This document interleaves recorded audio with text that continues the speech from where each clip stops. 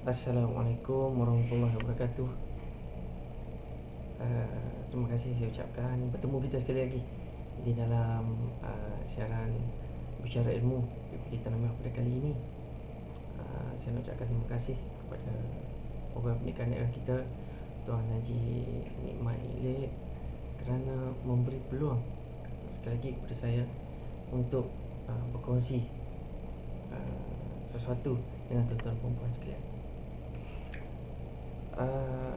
Pertama sekali, saya ingin berkongsi bahawa setengah daripada kita, yang mungkin bukan kita lah, mungkin orang lain, setengah daripada kita kadang-kadang kalau kita ada ternampak sesuatu, contohnya kita nampak ada budak berumur yang sedang hisap rokok di ada day. Pada itu hari saya sedang berjalan, kemudian saya berhenti sejenak untuk tengok telefon. Kemudian kita nampak lah ada budak berumur sedang hisap rokok. Kemudian saya pun dalam satu jarak saya pun bertanya kepada kebetulan ada orang berdekatan. Saya tanyakan, anak siapa ni kan, kenapa dia boleh hisap rokok walaupun dia berumur? Kemudian orang tu menjawab, biarlah dia cikgu, tak ada apa-apa lah, biar dia, tak usah ambil tahu. Tuan-tuan perempuan sekalian, saya pasti semua pernah menduduki mengambil lesen memandu. Apa saya nak ceritakan, sebelum kita ambil lesen memandu tu, kita ada ujian KPP 1, KPP 2. Kita kena hadir kepada ujian bertulis, kemudian ujian berkomputer.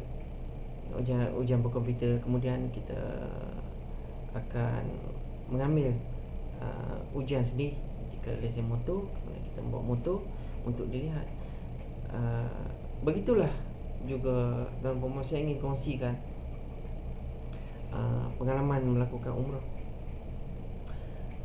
Ada orang yang akan turun di Mekah, maka sebelum naik kapal terbang di Kuala Lumpur, beliau akan terus memakai ihram. Jika kapal terbang itu daripada Kota Baru direct ke Mekah, maka sudah tentulah berpakaian ihram. Tuan-tuan perempuan, kemudian bila berpakaian ihram, kemudian terus bila sampai di miqat, kita akan niat. Kemudian kita akan terus melakukan tawaf, kemudian sa'i, bertahlul, bercukur dan mengikut tertib. Apa yang saya nak beritahu dan nak kongsi pada ini ialah semua benda yang kita buat ada sistemnya. Dia ada sistem dan keseimbangan dalam dunia ini yang perlu kita jaga supaya sesuatu benda itu akan jadi mengikut tertibnya.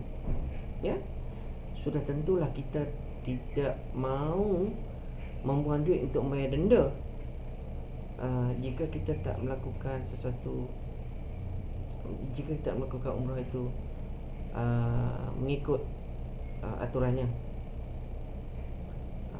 Contohnya, jika kita di kawasan Masjidil Haram, kita tidak bolehlah dalam ihram membunuh binatang-binatang ataupun benda-benda hidup. Sudah itulah terbatal umrah kita. Okey. So, apa yang saya nak beritahu kat sini, tuan-tuan dan puan, kita ada sistem dalam kehidupan kita. So, maksudnya jika kita seorang cikgu, sistem bagi tahu bahawa murid-murid adalah menghormati guru. Jika kita seorang cikgu biasa, kita menghormati ketua panitia. Jika kita ketua panitia, kita hormati guru kanan, ataupun guru kanan menghormati PK. Sebenarnya PK pun menghormati guru besar ataupun pengetua. Itulah keseimbangan yang kita kena jaga supaya hidup kita akan jadi harmoni dan teratur. Tuan-tuan dan puan sekalian, ada satu cerita dongeng saya nak kongsikan, di mana bila seekor tikus telah ternampak seekor ular masuk ke ladang. Kemudian beliau amat takut dan beliau memberitahu kepada tikus itu, memberitahu kepada ayam dan berkata, ayam, bapa ayam beritahu pada bapa ayam, saya nampak seekor ular tadi, tapi saya tak tahu sekarang mana dah pergi. Ayam pun kata, biarlah, peduli apa, bukan kerja kita, bukan tanggungjawab kita untuk ambil tahu benda tu. Ya. Kemudian dia pun, tikus itu pun kemudian berjalan dan berjumpa dengan lembu dan menyatakan, wahai lembu, saya ternampak ada seekor ular tadi masuk ke dalam kebun kita, dalam ladang kita. Lembu pun kata, biarlah, bukan tanggungjawab kita ular tu. Nak dijadikan cerita, selepas beberapa hari, isteri kepada tuan punya ladang, tuan punya kebun telah dipatuk ular dan telah dimasukkan ke dalam hospital. Ya. Kemudian jiran datang melawat. Jiran berkata, awak tahu kenapa isteri awak dipatuk ular? Sebab banyak tikus di dalam kawasan itu. Kemudian tuan punya ladang mengambil keputusan untuk membunuh semua tikus-tikus dalam kawasan ladangnya. Ya. Kemudian selepas beberapa minggu, isterinya dapat pulang ke rumah. Jiran datang melawat. Jiran berkata, sekarang musim sejuk, saya rasa elok kalau awak bagi isteri makan sup ayam jantan, supaya badannya akan lebih panas. Apa yang tuan punya ladang buat ialah, beliau telah menyembelih ayam dan membuat sup dan bagi makan kepada isterinya. Kemudian selang beberapa hari, ada pula orang kata, kalau kita nak cepatkan kesembuhan, kita naklah makan sup daging ataupun sup tulang lembu.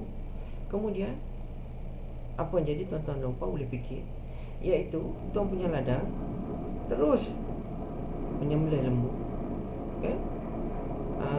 Dan membuat kenuri, buat sup bagi isinya dan buat kenuri, tanda kesyukuran selepas mendapati isinya makin sembuh.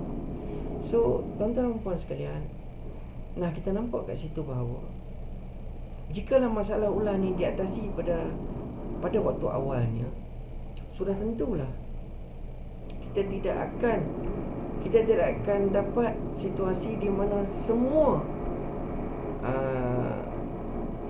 penghuni-penghuni di ladang itu dibunuh akibat daripada apa kita panggil ketidakcanaan kita, ataupun kita kata prinsip not my job, not my responsibility. Ya. So tuan-tuan dan puan sekalian, apa yang saya nak katakan di sini ialah, di hidup kita ada sistemnya, ada caranya untuk kita melakukan sesuatu, untuk kita membuat sesuatu, dan telah ditetapkan oleh cerdik pandai nenek moyang kita pada masa dahulu. Dia ada cara-cara dan ada tertibnya.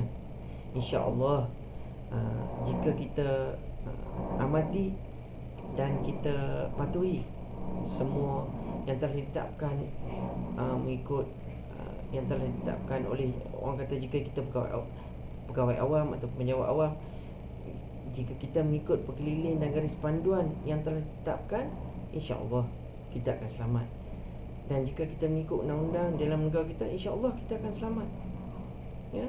Dan jika kita ikut semua tata cara dalam melakukan sesuatu, sudah tentulah sesuatu itu akan berjaya.